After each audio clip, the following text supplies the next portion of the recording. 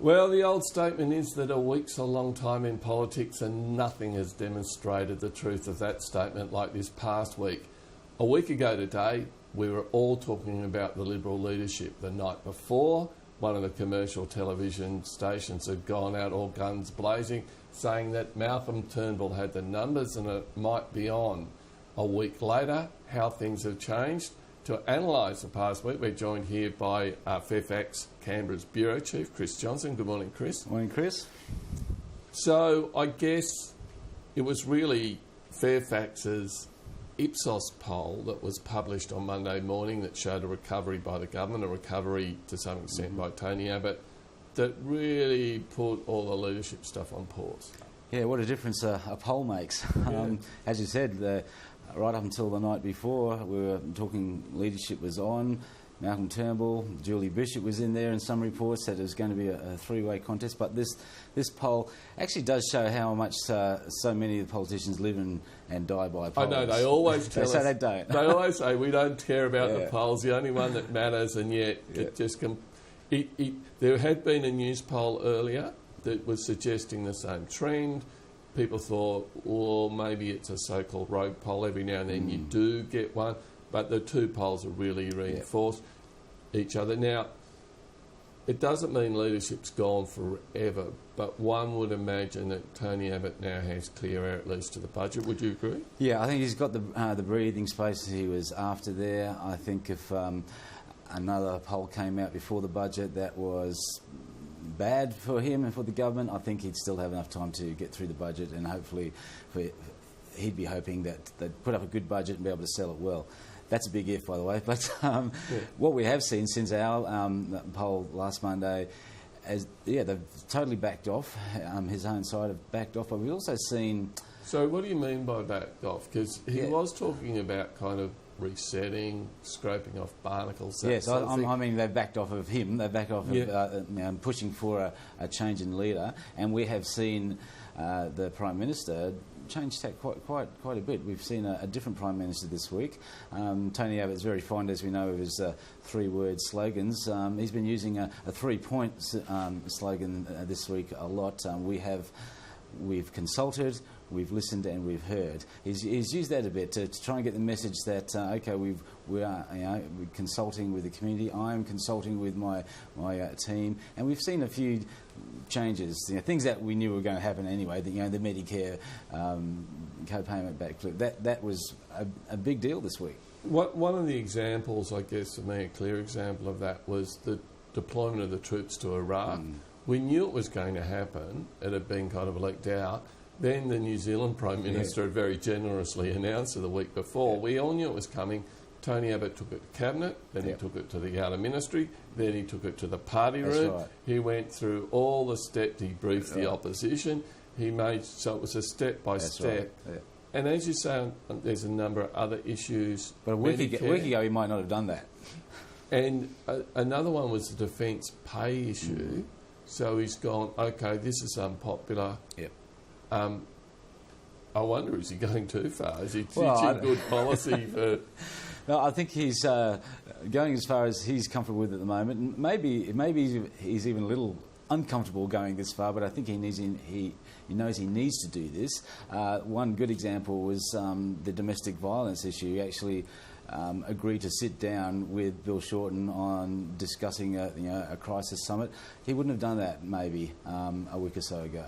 It seems one of the criticisms, if you like, of him, including by some of his own MPs, is that he was a brilliant opposition leader because he was so combative, and his first instinct is to fight back whatever's put to him. And as you say, this week we've seen him go, oh no, that's okay, I'll sit down and talk to you. And of course, overlaid across all of that has been this rather spectacular bipartisan, multi-partisan, whatever, approach to Indonesia and the impending executions of Andrew Chan and Myuran Sukumaran. That has really put a different complexion on Parliament, hasn't it? It has, and I think the Prime Minister has been more engaging, I guess, in what he's been saying this week about it. I don't maybe he overstepped the mark by publicly at least linking, the foreign aid and the executions. To do that publicly, wasn't great. I think that is something that he would, maybe do on the phone to his counterpart in Indonesia. But that, in and of itself, didn't sort of escalate the fact that these two were going to be executed. But I think his language has changed this week. He's really sort of stressed how big a deal this is to Australia without it acting sort of like an intimidatory sort of way towards Indonesia as well. Even today, just in the photos of the Chief of Police that we saw, I think our Prime Minister really addressed that really well, saying this was disrespectful. We have made DFAT has made a complaint. I think that is the right language. Linking foreign aid to it is not. We look back now from this distance at the Howard Costello government, and we say, look, there was a critical point there when Shane Stone's memo was leaked, saying that the polling was showing the focus that John Howard was seen as mean and tricky, the government was.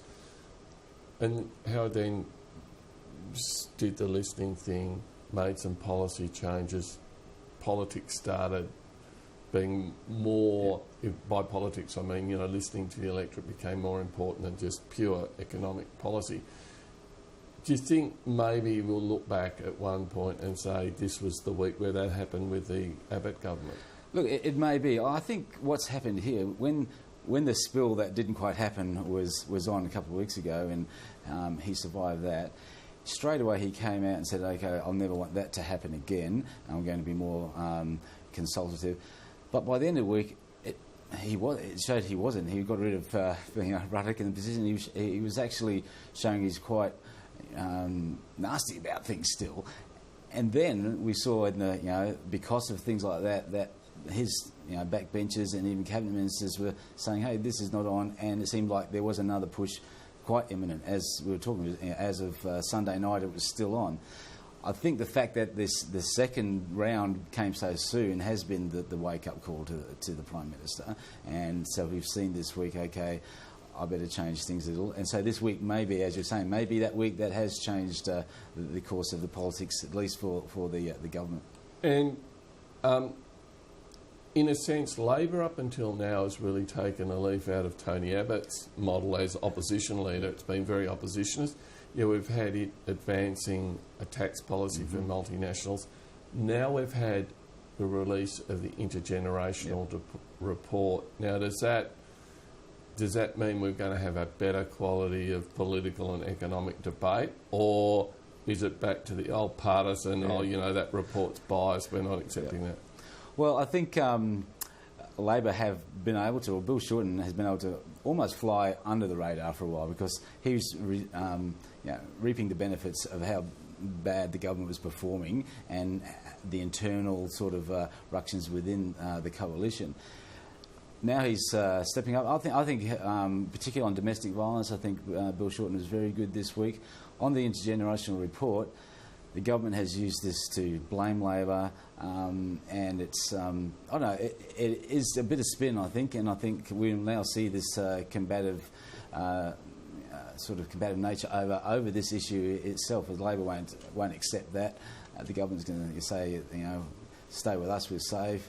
Look what happened, and look what would have happened if Labor had kept going on the course they had. Intergenerational report hasn't been used in that terms before, so this is a bit of a new dynamic. So I think we'll see some argy-bargy back from Labor over it.